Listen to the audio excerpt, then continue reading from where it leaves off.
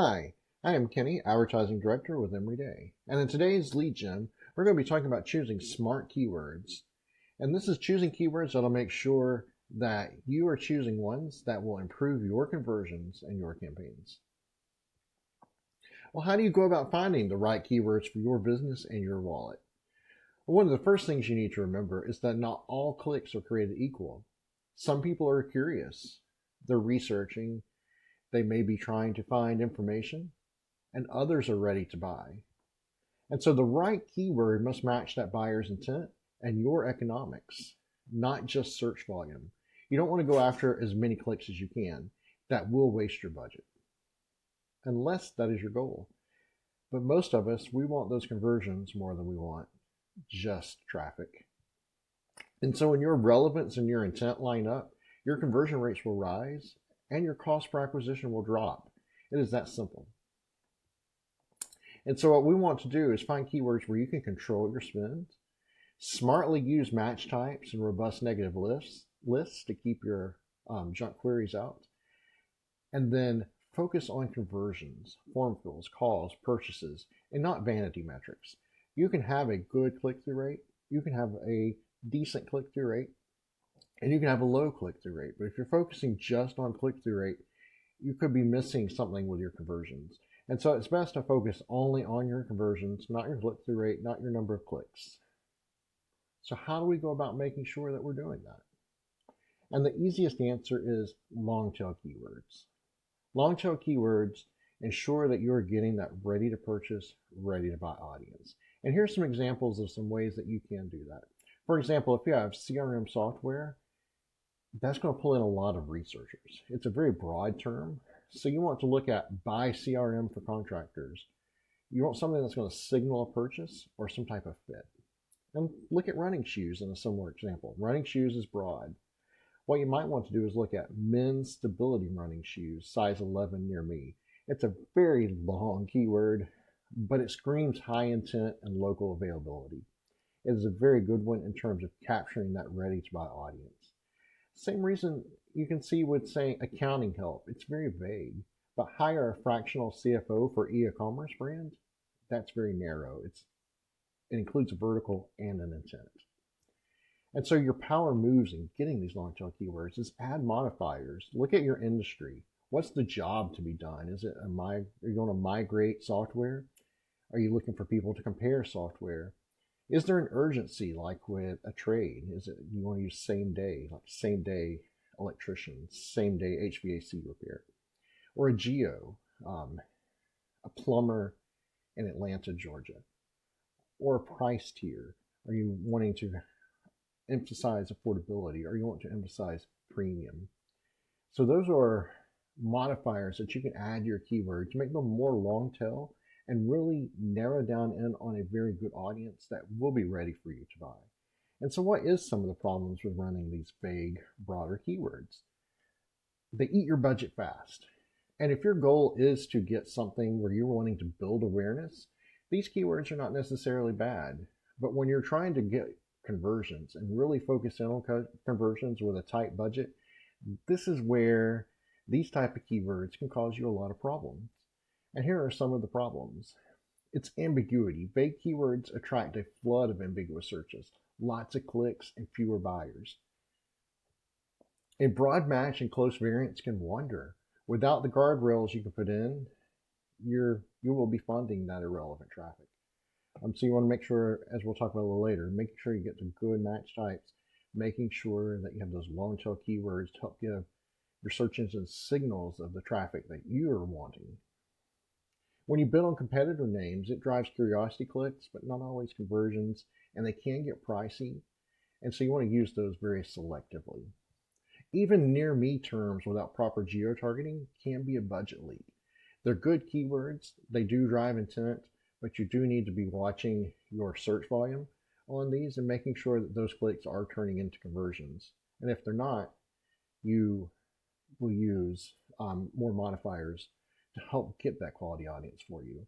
And the other cures outside of making it very negative or making it a very long tail keyword, excuse me, is you can have aggressive negative keyword list, intent focused terms, and weekly search term audits to help build those negatives and add to them. Those are things to help keep your budget and your audience intact. So how do you go about choosing your smarter keywords now that you understand what they are, the good and the bad of them?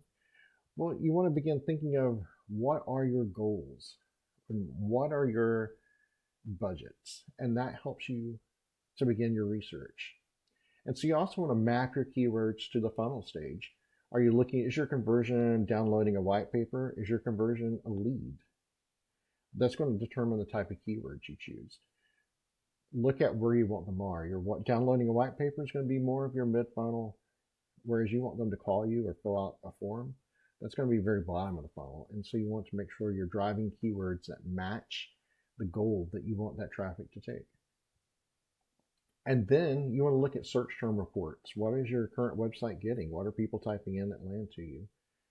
Use Google Search Console. You can use Google Ads or Bing Ads. They have keyword research tools. Look at the search volume for your keywords. Look at how that varies by geography. That's research that can help you, again, hone in on those correct keywords for you. And then you want to look at a problem and solution to help you qualify it even more. You want to migrate QuickBooks to Xero for agencies, or do you want to get people who are looking for a same-day emergency repair for their HVAC? Those are the problem and solution you're trying to solve, and that forms your keywords. And one thing to remember as you're thinking of these, as people use voice search more often, they're actually using a true sentence. And you want to make sure that you're getting enough signals in that keyword for the search engines to match it to the right keywords that you're bidding on. You also want to make sure that you're using match type correctly. And match type is a little looser than it used to be, but you want to use the exact match for your core phrases. You want Google to get that signal that you don't want a lot of variety in it. Phrase match gets that reach. That signal gives your search engines a little bit more freedom to give you a little bit more close variants. And close variants are really synonyms as well as various different spellings and misspellings. When you use your core exact match, those synonyms, those like type phrases are a little bit closer. Phrase match, they're a little bit wider. And when you use broad match, it's even wider. It's anything somewhat remotely related, broad match can bring it in. And so these are how you can use your match types to help pull in the correct audience. You also want to make sure that your ads and your landing page match what you're doing. And then with that, you always want to use negative keywords. And those negative keywords is a constant pruning. Think of it like tending your flowers, pulling up weeds. That's exactly what you're doing with negative keywords. And then once you get that, you want to make sure you are tracking your conversions correctly. And if you're tracking phone calls, you're tracking forms, you're going to be tracking the forms, or both. So what have we done at Emory Day to make sure that we're setting our clients up for success with our own methods to choose the correct keywords? Well, we have a very good playbook that we use, and it's a repeatable one. And this starts by building intent clusters. We want to make sure that we're looking at the keywords from a high intent, a mid intent, and a low intent. And then we set negative keyword scaffolding. And then we want to make sure we're controlling our match types. And after that, we will align our ads and our landing pages to the exact query. Here are a few examples.